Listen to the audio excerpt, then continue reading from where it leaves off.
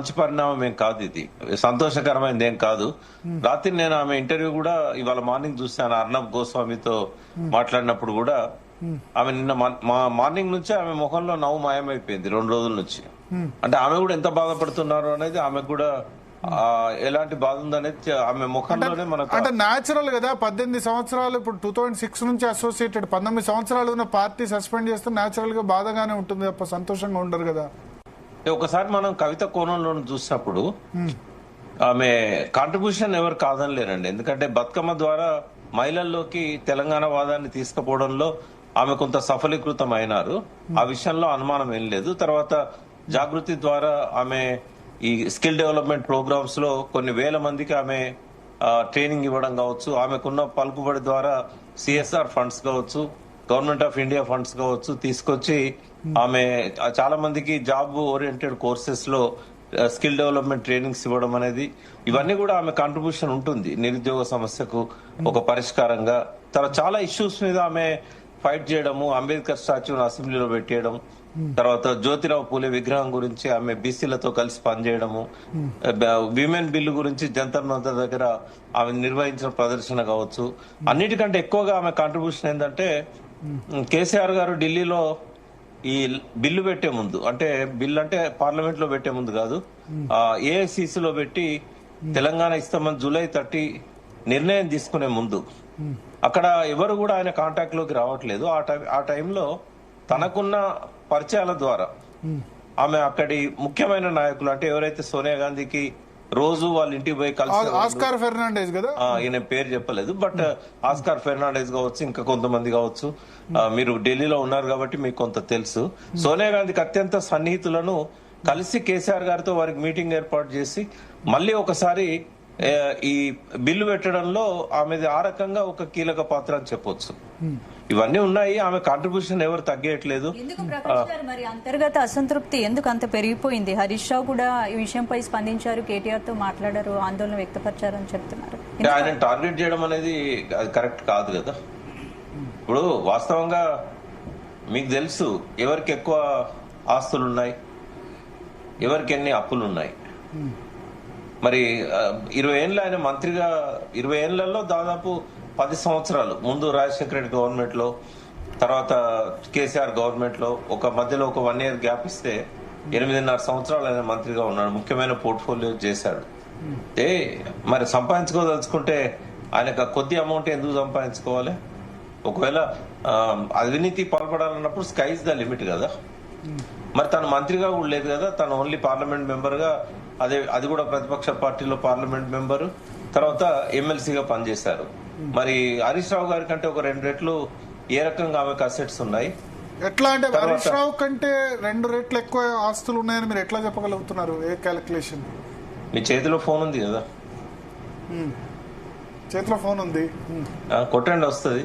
Assets liabilities ఎవరికి? అంటే మీరు ఏడీఆర్ ఏమంటారు, ఎన్నికల కమిషన్ లో వేసిన అఫిడవిట్ దాని ప్రకారం అధికారికంగా అదే కాబట్టి మనం అదే చెప్తాం. మనం వాళ్ళు డిక్లేర్ చేస్తే చెప్తాం. మనం ఒకవేళ హరీష్ రావు దగ్గర కాళేశ్వరం అవినీతిలో కోట్లు తినుంటే 11 కోట్లు అప్పు కట్టలేకపోయింది ఆయన. ఇంకా అప్పు ఎందుకున్నది ఆయన వెంట?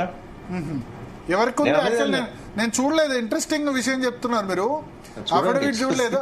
అఫిడవిట్ 11 కోట్ల అప్పు ఎవరికి కట్టాలి? హరీష్ రావు ఎవరికి కట్టాలనేది కాదు, ఆయనకున్న లైబిలిటీస్. అది 11 కోట్ల అప్పు ఉంది. ఆస్తి కంటే అప్పులు అందరికి ఉన్నాయండి. కేసీఆర్ గారికి ఉంది, కేటీఆర్ కు ఉన్నాయి, హరీష్ రావుకు ఉన్నాయి, కవిత గారికి ఉన్నాయి. కానీ అసెట్స్ లో చూసినప్పుడు హరీష్ రావు గారి కంటే కవిత గారికి చాలా ఎక్కువ ఉన్నాయి. అయితే నేను కూడా దీన్నేమి అవినీతి అనట్లేదు. కవిత గారు సంపాదించుకున్నా, వీళ్ళు సంపాదించుకున్నా, వాళ్ళకున్న బిజినెసెస్ వాళ్ళు చూపెట్టుకుంటారు. ఐటీ రిటర్న్స్ సబ్మిట్ చేసినప్పుడు ఈ ఆదాయాన్ని వాళ్ళు వైట్ మనీగా చూపెట్టుకుంటారు. కాబట్టి అసెట్స్ వాల్యుయేషన్ కూడా ఉంటుంది. కాబట్టి అంటే ఎవరికైనా కూడా డబ్బు సంపాదించడం అనేది అవినీతితోనే ముడిపెట్టదలుచుకుంటే మరి కవిత గారికి కూడా అవినీతితోనే ముడిపెట్టొచ్చు.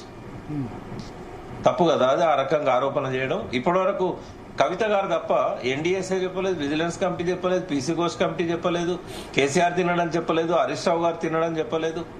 ఎట్లా ఆమంతటా ఆమె హరీష్ రావుకు ఈ అవినీతితో ముడిపెడుతుంది, కాళేశ్వరం అవినీతితో? అంటే నిన్న అన్నారు దీని వెనక ఎవరున్నారో తెలుసు, మేము బయటకు వస్తామని చెప్పి. ఎవరు? మీరు నిన్న కరెక్ట్ గా చెప్పలేదు, ఎవరున్నారని అనుకుంటున్నారు? నేనేమంటున్నా, కవిత గారు కనుక సైలెంట్ అయిపోతే ఆ విషయాలు శాశ్వతంగా సమాధి అవుతాయి. ఒకవేళ ఆమె కనుక సైలెంట్ కానప్పుడు అవన్నీ కూడా బయటకు వస్తాయి. ఓకే, సైలెంట్ అయిపోతుందని అనుకుంటున్నారా మీరు? కావాలనుకుంటున్నాను, సైలెంట్ కావాలని కోరుకుంటున్నారు. కొన్నిసార్లు ఇష్టం ఉన్నా లేకున్నా సైలెంట్ కావాల్సి వస్తుంది. సైలెంట్ అయితే మళ్ళీ పార్టీలోకి వచ్చే అవకాశం ఉందా? ఆమె జాగృతి ఆమెకు ఉంది కదా, అది చేసుకోవచ్చు కదా. జాగృతి లాంటి సంస్థలు లేవు. అంటే మీరే ప్రకాష్ గారు మీరే అన్నారు కదా, ఇన్నేళ్ల నుంచి కవిత కాంట్రిబ్యూషన్ పార్టీకి ఉందన్నారు. మరి ఇప్పుడు బీఆర్ఎస్ వర్సెస్ కవిత ఎందుకు అయిపోయింది? నేతలు ఒక వైపు, కవిత ఒక వైపు ఎందుకు కావాల్సి వచ్చింది? అంటే ఆమె అటిట్యూడ్, ఆమె మాట్లాడిన మాటలు నిన్న బయటికి రాకుండా ఉంటే బాగుండేది. ఆమె సైలెంట్ గా ఉండి, ఆమె రాజీనామా చేసిన పార్టీ మెంబర్షిప్ నుంచి వైదొలిగినా కూడా ఆమె నిన్న హరీష్ రావు గారి మీద ఈ రకమైన కామెంట్ చేయడం అనేది, అది నేను నిన్ననే చెప్పాను, అది హరీష్ రావు భుజం మీద, సంతోష్ భుజం మీద తుపాకులు పెట్టి వీళ్ళని గాల్ చేస్తున్నది ఆమె, కేటీఆర్ కేసీఆర్ అని చెప్పాను. అర్థమైన వాళ్ళకి అర్థమైంది, అర్థం కాని వాళ్ళకి కొంతకాలం తర్వాత అర్థమవుతుంది ఎందుకు నేను ఆ మాట అన్నాను అనేది. ఒకటి ఏంటంటే చెప్పండి చెప్పండి మీరు చెప్పండి. అంటే ఏంటంటే ఇప్పుడు డైరెక్ట్ గా హరీష్ రావు కనబడుతున్నాడు ఆమె ఆరోపణలలో, బట్ ఇండైరెక్ట్ గా అది కేసీఆర్ చుట్టుకుంటుంది. ఎందుకంటే ఆ అవినీతి అనేది ఎప్పుడు మొదలైంది? పీసీ ఘోష్ కమిషన్ రిపోర్ట్ చూస్తే ఎక్సెస్ పేమెంట్స్ అనేది ఎప్పుడు స్టార్ట్ అయినాయి ఎక్సెస్ పేమెంట్స్? అప్పుడు ఇరిగేషన్ మినిస్టర్ ఎవరున్నారు? మేడిగడ్డ పేరు కూలినప్పుడు ఎవరున్నారు? అంతకంటే ముందు హరీష్ రావు గారు ఎప్పుడు తప్పుకున్నారు? హరీష్ రావు గారికి ఇరిగేషన్ మినిస్టర్ గా డ్రాప్ చేయడానికి కారణాలు ఏంటి? ఇవన్నీ ఉన్నాయి విషయాలు. అందుకే అది డైరెక్ట్ గా ఆమె ఏంటంటే టార్గెట్ చేసింది ఈయననే, కేసీఆర్ గారిను ఈయననే టార్గెట్ చేసింది, మన కేటీఆర్ గారిని. ఆ పార్టీ గురించి మనం ఆలోచించినప్పుడు, ఇప్పుడు కేసీఆర్ గారి మానసపుత్రిగా కాకుండా 25 సంవత్సరాల నుంచి బిల్డ్ చేసిన పార్టీ అది. దానికి ఆయన అధ్యక్షుడు, వర్కింగ్ పార్టీ ప్రెసిడెంట్ కేటీఆర్ గారు. ఆ పార్టీ తొక్కల పార్టీ, ఆ పార్టీ పోతే పోని అంటే ఎవరిని ఉద్దేశించి అన్నది ఆమె. ఆ పార్టీకి కర్త కర్మ క్రియ ఎవరు? ఆ పార్టీని ఇప్పుడు దగ్గర నుండి నడిపిస్తున్న నాయకుడు ఎవరు? హరీష్ రావు కాదు కదా. అంటే మనము మాటలు వెనుక అంతరార్థాలు చూసినప్పుడు చాలా ఉంటాయి. మీరు పాత పాట ఒకటి ఉంది కదా, ఆడవారి మాటలకు అర్థాలు వేరులే. బట్ మీరు అన్నట్టు సైలెంట్ గా ఏమి ఉండలేదు. నేషనల్ మీడియాకు చాలా ఇంటర్వ్యూస్ ఇచ్చారు. నిన్న ఇచ్చిన వాటిలలో ఏం కొత్తగా మాట్లాడలేదు ఆమె, అదే రిపీట్ చేసింది. నిన్న మీరు అర్నబ్ గారి ఇంటర్వ్యూ చూసినట్టయితే సూటిగా ఒక ప్రశ్న వేశాడు ఆయన. మీరు ఎవరికి అగెనెస్ట్ గా మాట్లాడుతున్నారు? హరీష్ గారు ఇరిగేషన్ మినిస్టర్ గా స్కామ్ లో ఉన్నారంటే, ఆ రోజు చీఫ్ మినిస్టర్ గా ఉన్న కేసీఆర్ గారి సంబంధం లేకుండా హరీష్ రావు గారు అవినీతి చేస్తారా కాళేశ్వరంలో అన్నాడు. ఆమె దగ్గర సమాధానం లేదు కదా. ఓకే, సో ఇప్పుడు ఒకటి మీరేం సజెస్ట్ చేస్తారు? మీరు మంచి సంబంధాలు నిన్నటి వరకు కూడా ఉన్నాయి కదా, ఇప్పుడు కూడా ఉంటాయి. ఏమున్నది వల్ల నేనేమన్నా అంటే తెలంగాణ ఇంట్రెస్ట్ తో నేను మాట్లాడుతున్నా తప్ప ఆ పార్టీ గురించో, ఆమె పార్టీలో ఉన్న ఆమె సంబంధాల గురించో కాదు. మీరు చేయడం వల్ల తెలంగాణ అస్తిత్వానికి ప్రమాదం ఏర్పడుతుంది. ఉన్న ఒక్క స్వయం పాలన కోసం ఏర్పడ్డ ఒక్క పార్టీ కూడా ఇవాళ మీరు దాన్ని తగ్గించే ప్రయత్నం చేస్తున్నారు, ఇమేజ్ తగ్గించే ప్రయత్నము. మీకు చేయాలనుకుంటే ఎన్నో ఉన్నాయి కదా. ఇప్పుడు రాజకీయాలలో స్పేస్ అనేది పార్టీలలో లేకపోవచ్చు, కొత్త పార్టీ ఏదన్నా వస్తే ఉంటదేమో. బట్ ఇప్పుడైతే స్పేస్ సామాజిక కార్యక్రమాలలో స్పేస్ ఉంది. ఆమె వచ్చిందే సామాజిక కార్యక్రమాలతోని, ఆమె వచ్చిందే సాంస్కృతిక కార్యక్రమాలతోని.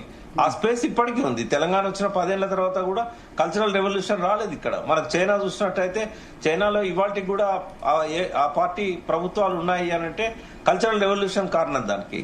ఇక్కడ అటువంటిది లేదు. ఇప్పటికి కూడా ఎవరు దాని గురించి ఆలోచించట్లేదు. కేసీఆర్ గారు చేసిన పెద్ద తప్పు కూడా అదే అని చాలాసార్లు చెప్పాను నేను.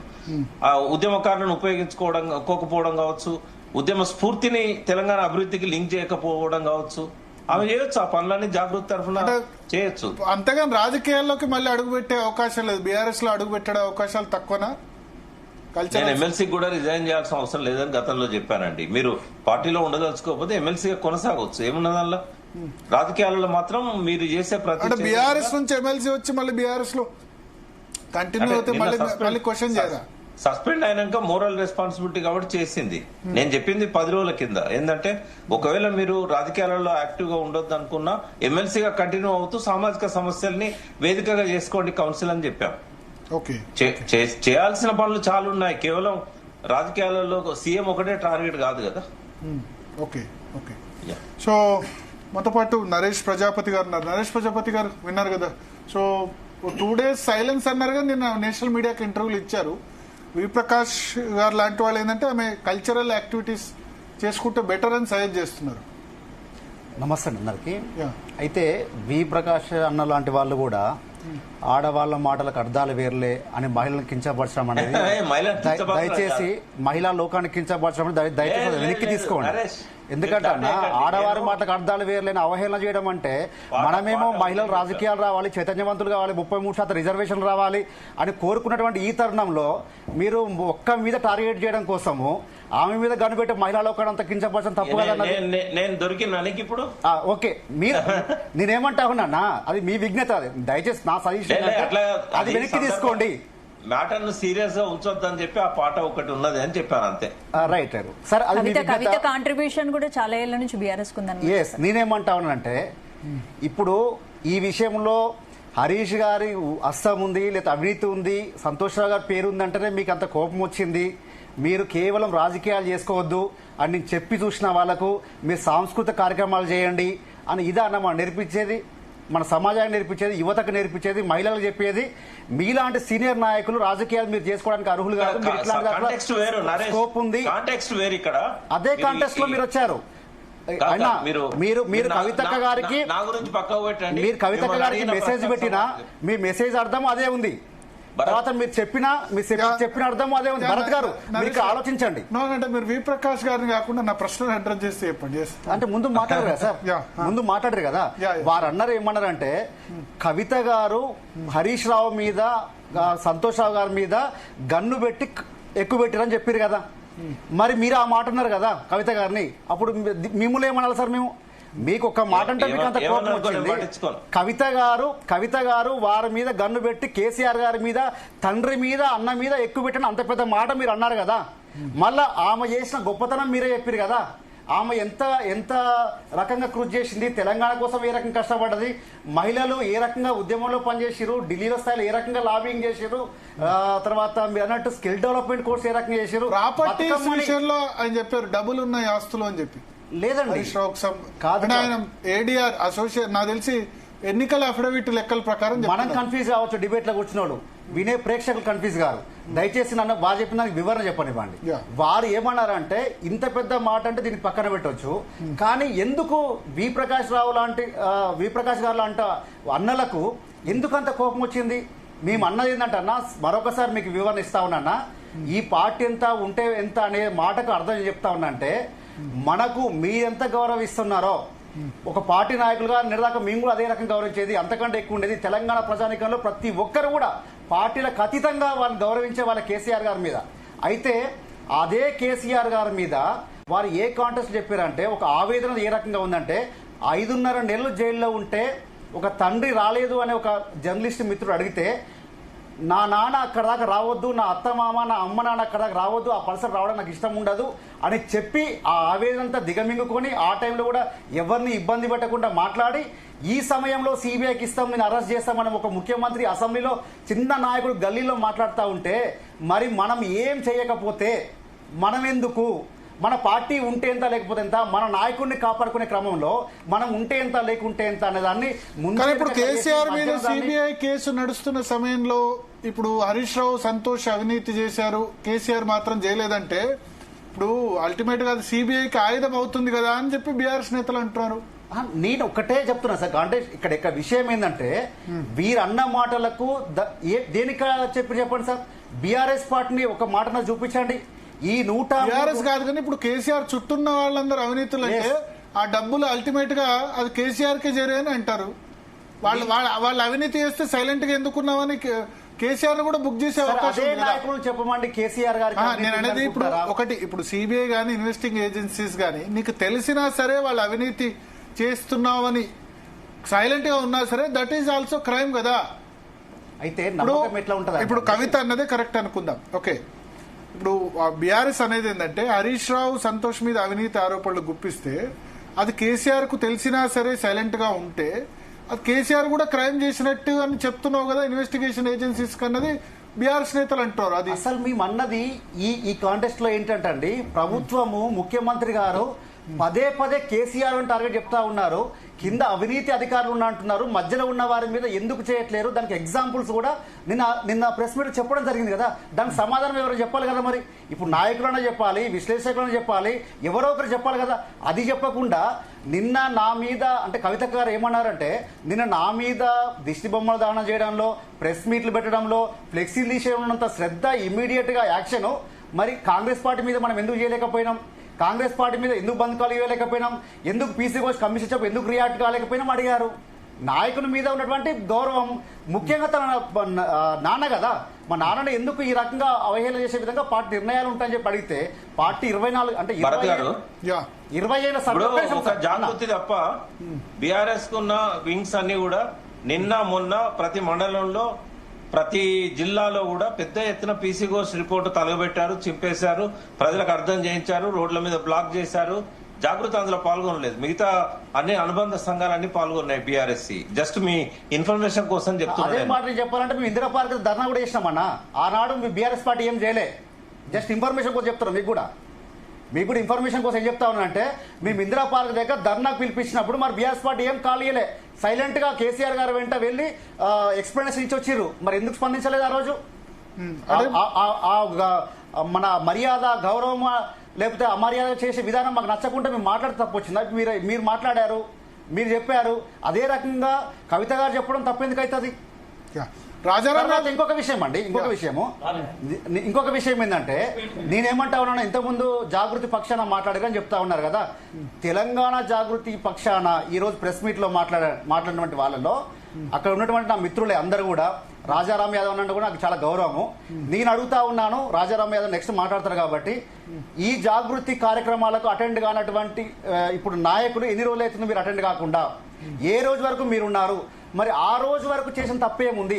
ఈ రోజు లేఖ రాయడం వల్లనో లేదా హరీష్ రావు గారిని అనడం వల్ల తప్పైందని మీరు మాట్లాడుతున్నారు. ఎందుకు జాగృతి నుంచి ఒక నిమిషం అండి, జాగృతి నుంచి కవితకు సపోర్ట్ గా ఉన్నారు, విరుచుకుపడేవారు ఉన్నారు. ఎందుకు రాజకీయ లెక్కలు ఏమైనా ఉన్నాయా? ఒకప్పుడు జాగృతికి ఇన్నేళ్ల నుంచి జాగృతి కార్యకర్తల కవిత అండదండగా ఉన్నారు కదా, ఎందుకు ఇప్పుడు జాగృతి లీడర్లు 2 గ్రూపులుగా చీలిపోయారనే టాక్ వినిపిస్తుంది? మేము ఒకటే అంటా ఉన్నాము, లేఖ విషయం రాసినప్పుడు బయట పెట్టినటువంటి కుట్ర, తర్వాత ఈ రోజు ఒక మాట అంటేనే ఇమీడియట్ గా 24 hours లో బహిష్కరణ చేయడంలో ఒక కుట్ర, ఈరోజు తెలంగాణ జాగృతి నాయకులు బలవంతం చేసి ఈరోజు ప్రెస్ క్లబ్ లో మీటింగ్ పెట్టే కుట్ర. నేను అడుగుతా ఉన్నాను ఆ నాయకులని, తెలంగాణ జాగృతి పక్షాన మీరు కష్టపడ్డా అంటున్నారు. ఉన్నటువంటి వాళ్ళలో 2 కార్పొరేషన్ చైర్మన్ ఉన్నారు, భరత్ గారు అక్కడ, ఒక జెడ్పీటీసీ ఉన్నారు, ఒక రాజారాం యాదవ్ ఉన్నాడు. రాజారాం అన్న ఒకటే క్లియర్ ఏం చెప్పిండు, నేను జాగృతిలో పని ఏం చేయలేదు అని వారి నోట వారే చెప్పడం జరిగింది. ఇంకెవరికి అన్యాయం జరిగిందండి అక్కడ? అన్యాయం జరిగిన మాట ఎవరు జరిగింది చెప్పండి. ఒకసారి రాజీవ్ సాగర్ గారు చెప్తారా? ఎవరు చెప్తారు చెప్పండి. రాజారాం యాదవ్ గారిని అడుగుతారు. రాజారాం యాదవ్ గారు, మీరు అసలు యాక్టివ్ గా లేరు జాగృతిలో, మీతో ఇవాళ బలవంతంగా ప్రెస్ మీట్ పెట్టించారు బీఆర్ఎస్ నేతలు అని అంటున్నారు. జాగృతి సభ్యునిగా ఎప్పుడుగా లేను. నా ఎవల్యూషన్ మీకు తెలుసు. తెలంగాణ ఉద్యమంలో 2006 నుంచి తెలంగాణ విద్యార్థి సంఘం పెట్టి అన్న తెలంగాణ మహాసభ, తెలంగాణ జనసభ, వి ప్రకాశ్ ఇన్న గానీ వాళ్ళ స్ఫూర్తితోటి, కేసీఆర్ గారి స్ఫూర్తితోటి, మేము గద్దరన్న స్ఫూర్తితోటి ఆ రోజు తెలంగాణ విద్యార్థి సంఘం నడిపినాము. తెలంగాణ విద్యార్థి సంఘం అనేక కార్యక్రమాలు చేసింది. తర్వాత కేసీఆర్ గారు దీక్ష చేసినప్పుడు ఓఈజేసి ఏర్పాటు చేసినాము. ఓఈజేసికి నేను అధ్యక్షుడు కొనసాగినాను. ఒక 6 నెలలు జైల్లో ఉండడం జరిగింది. నేను నమ్మే 280 కేసులు ఉండడం జరిగింది. తర్వాత క్రమంలో సరే రాజకీయంగా కొన్ని పొరపాట్లతో నేను వేరే పార్టీలో చేయని ఎమ్మెల్యేగా పోటీ చేయడం జరిగింది. కవితకు ఆహ్వానం మేరకే 2018 అసెంబ్లీ ఎన్నికల ముందు నేను బీఆర్ఎస్ పార్టీలోకి రావడం జరిగింది. అప్పటి నుంచి నిన్నటి వరకు కవితక్కని నాయకురాలుగా, ఒక ఆడబిడ్డగా ఆమెను గౌరవించి ఆమెతో కలిసి పనిచేయడం జరిగింది. నేను ఏమంటున్నంటే, ఇవాళ వి ప్రకాశ్ అన్న కానీ, నేను కానీ, కవితమ్మ రాజకీయ భవిష్యత్తు విషయంలో కానీ, కవితమ్మ శ్రేయస్సును కోరే దాంట్లో మేము ఖచ్చితంగా అన్న ప్రథమ ఉంటేనే ద్వితీయుడిగా ఉంటారు. మిగతా మిత్రులు ఉన్నారు.